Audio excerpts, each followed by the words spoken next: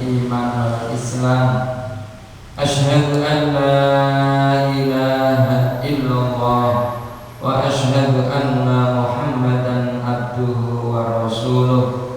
Allahumma sholli wa sallim wa barik ala sayyidina Muhammadin wa ala alihi wa sahbihi ajma'in. Amma ba'du.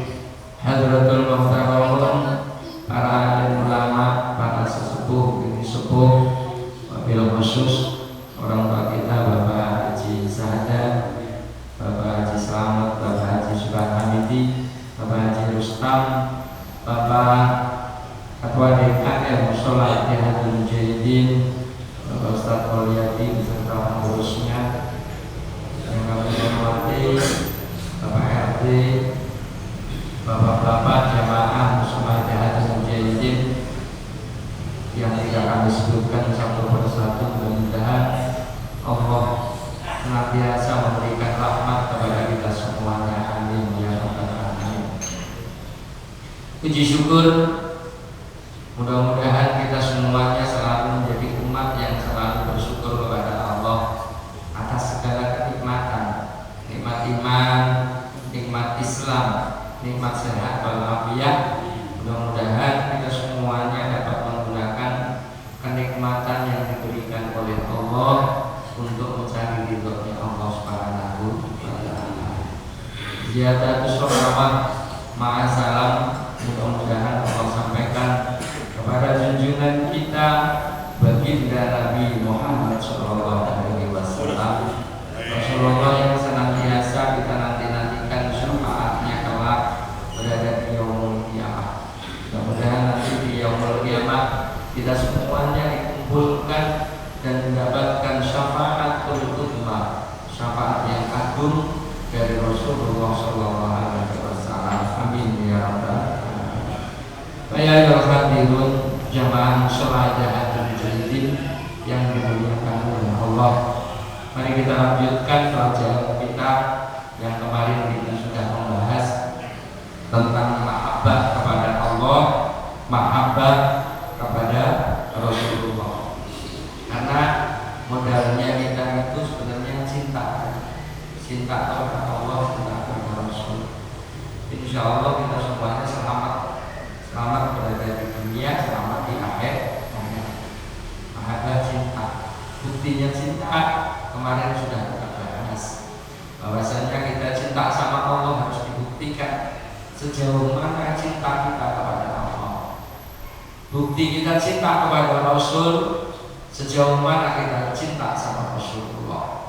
Ajaran-ajaran Rasulullah yang sudah kita laksanakan berada di dunia ini sejauh mana, itu harus selalu dikoreksi buat diri kita semuanya. Nah, insya Allah dengan modal mahabbah cinta kita kepada Allah dan Rasulnya, itu yang menjadi kita nanti selamat dunia dan akhirat. Amin. Mudah-mudahan kita semuanya selalu cinta kepada Allah dan Rasulnya. Cirinya yaitu selalu menyebut, selalu pikir kepada Allah, selalu mendekat Allah, selalu sholawat kepada Rasulullah, selalu melaksanakan perintahnya Allah, selalu melaksanakan perintah Rasulullah. Kita teladani Rasulullah sebagai uswatun hasanah. Kita teladani Rasulullah untuk kita terapkan di dalam kehidupan kita. Insya Allah kita semuanya nanti akan tergolong sebagai umat yang mengikuti sunnah-sunnah. Mari kita lanjutkan. Bab berikutnya adalah tentang salam. Fi bayani fadilatis salam, yaitu menerangkan tentang keutamaan salam.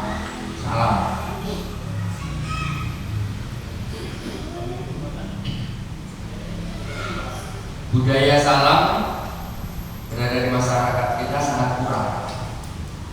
Salam itu sangat kurang. Jadi kalau ketemu itu tidak pernah salam, malah justru kebanyakan. Padahal itu ajaran Rasulullah. Orang itu salam menunjukkan orang tersebut itu tidak sombong ketika orang itu salah, untuk menepis kesombongan kita.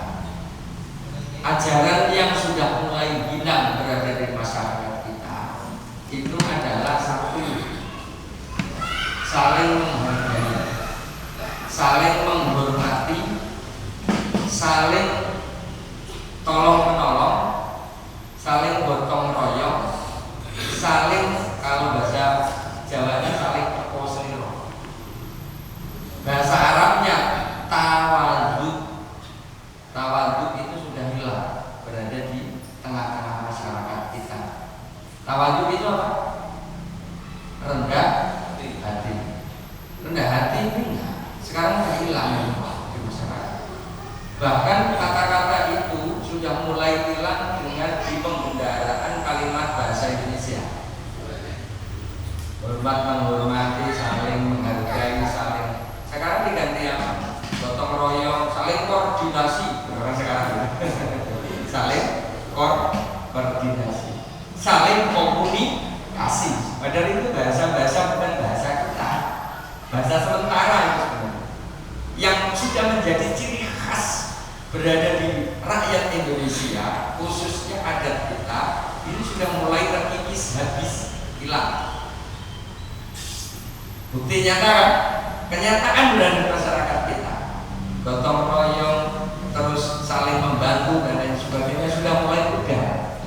Menghargai, menghormati salah satu, tidak menghargai itu, wah, itu selalu bermunculan berada di masyarakat. Ini yang ajaran-ajaran ketimuran, ajaran adat Indonesia sudah mulai hilang. Ketamaduan, rendah hati sudah mulai hilang. Sekarang banyak orang yang sering nyombongin ini, nyombongin harta, nyombongin jabatan, nyombongin ini, sudah hilang. Jadi sekarang itu mulai ketamaduan sudah mulai terkikis berada di dalam masyarakat kita. Padahal itu ajaran Rasulullah. Di antaranya ketamaduan itu ulun salam. Kalau orang itu sering ulun salam, biasanya tamaduk, rendah hati dan tidak sombong. Ulun salah. Makanya saking jengkel, itu zamannya Gus Dur, saya enggak. Gimana kalau assalamualaikum ganti selamat pagi aja? Karena saking sudah susahnya di masyarakat kita, sudah saking susahnya. Melihatin orang yang selalu salam itu sudah susah. Yaudah ganti selamat pagi atau selamat sore. Itu sampai segitunya, karena itu salam benar. Nanti kita lihat fadilah keutamaannya orang yang salam luar biasa. Orang yang mengucapkan salam itu luar biasa. Sampai ditulis di dalam Quran. Ini yang benar daripada Allah. Salam, assalamualaikum. Itu susahnya enggak? Itu lah dimulai. Karena kalau semuanya kita kedatangan tamu atau apa, atau kita bertamu, assalamualaikum. Budayakan. Ketemu sama orang di jalan, assalamualaikum. Susahnya apa sih? Berat gitu. Woi. Ini budaya Cina. Jadi dibudayain sama, karena ini ajarannya Rasulullah. Sunnah. Orang yang mengucapkan salam itu hukumnya sunnah. Menjawab salam hukumnya wajib. Jadi mengucapkan salam itu hukumnya sunnah, menjawabnya wajib. Berada di dalam surah An-Nisa. Surah An-Nisa ayat 86. Nanti dicek. Bismillahirrahmanirrahim. Wa idza khuyyitum bi tahiyyatin fahayyu bi ahsana minha aw rudduha. Wa idza khuyyitum, dan ketika kalian dihormati, kita semuanya dihormati, bitahiyatin, dengan suatu penghormatan. Tahiyat itu artinya penghormatan. Makanya at-tahiyatul, penghormatan. Mubarakatuh, sholawatun, tahiyat. Jadi tahiyat itu artinya penghormatan. ketika kita dihormatin dengan suatu penghormatan, fahayyu bi ahsana minha, maka balaslah penghormatan tersebut itu dengan lebih baik. Kita itu kalau dihormatin harus dibalas dengan yang lebih baik. Orang dihormatin, tapi orang yang dihormatin itu biasanya sombong. Kalau nggak kuat, contohnya kita sering disebut dengan Pak Haji. Pak Haji yang ini, jadi ya penghormatan. Tapi suatu saat ketika nggak disebut Pak Haji, marah-marah. Ini nggak kuat berarti. Orang nggak belum kenal, Pak Haji, padahal level sudah haji. Tapi suatu saat ketika tidak disebut dengan Pak Haji, marah-marah. Itu berarti ada salah besar. Jadi ketika kita itu dihormati, harus membalas penghormatan lebih baik. Apalagi disebut dengan ustaz. Biasanya disebut dengan ustaz. Sekali nggak disebut ustaz, ngampok gitu. Ngambek bahaya ya. Penghormatan itu bahaya. Makanya sampai Rasulullah mengatakan, jangan kamu berkumpul dengan orang yang selalu menghormati kamu. Kalau kamu nggak kuat bahaya, jadi sombong. Dihormatin itu tidak gampang. Orang dihormatin itu tidak gampang.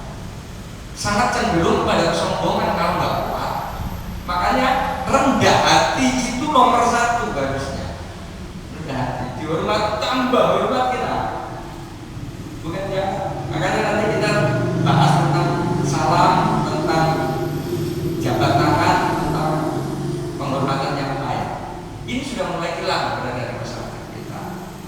Siapa orang yang tidak ingin dihormati? Semuanya manusia kepingin dihormati. Karena kita makhluk terhormat. Makhluk terhormat kepinginnya dihormatin, setelah dihormatin, tapi jangan sampai kita lupa diri kita. Diri kita itu harus lebih rendah hati. Berilah penghormatan yang lebih. Gitu ya. Itu syaratnya. Hanya ketika ada orang yang salaman gitu, terus dicium tangannya, hati-hati. Kita nggak kuat juga sombong.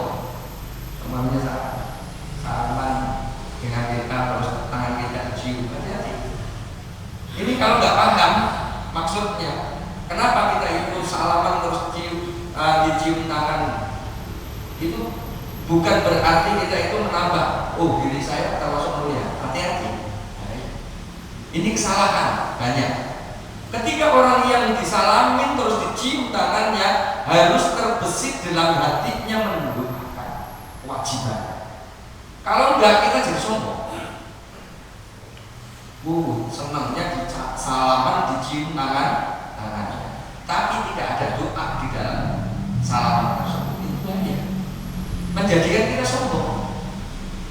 Makanya ada ustadz, ada kiai yang dicium tangannya nggak mau, karena merasa dirinya itu masih kotor, merasa dirinya itu belum ada berkahnya. Kalau kesombongan yang kita hadirkan itu kesedot, Pak. Kesombongan itu tersedot kepada orang yang nyium itu tadi. Ini ditarik-tarik. Perlu saya bahas, makanya sampai orang non-NU, non golongan kita itu sampai membid'ahkan kan, salaman dicium tangannya bid'ah. Ini karena itu tadi jarang yang punya ilmunya. Karena kalau dicium anaknya, tangannya kita dicium anaknya, hati-hati ya, harus doa yang keluar, harus doa. Mudah-mudahan kamu menjadi anak soleh, karena mudah-mudahan ilmu berkah. Yang tersirat bukan hanya sekedarnya, suka-suka tercium terus dikasih ilmu. Secara etika baik, tapi khawatirnya kalau tidak kita sampaikan ada doanya di dalamnya, itu nanti menjadi sebuah kesombongan, mengajarkan hal yang jelek. Justru kejelekan kita kesedot di situ. Keberkahan. Ulama yang mau dicium tangannya, itu biasanya ulama tersebut itu sudah ada berkahnya, sudah ada keberkahan. hidupnya sudah memberkahi, sudah memberikan keberkahan. Ya kan? Ini ada ilmunya, orang salaman dicium tangan pun itu kan bentuk daripada penghormatan. Feedbacknya dibalikin, kita harus ibadah, doakan. Makanya ada jangan selalu lepas dengan kata-kata barokah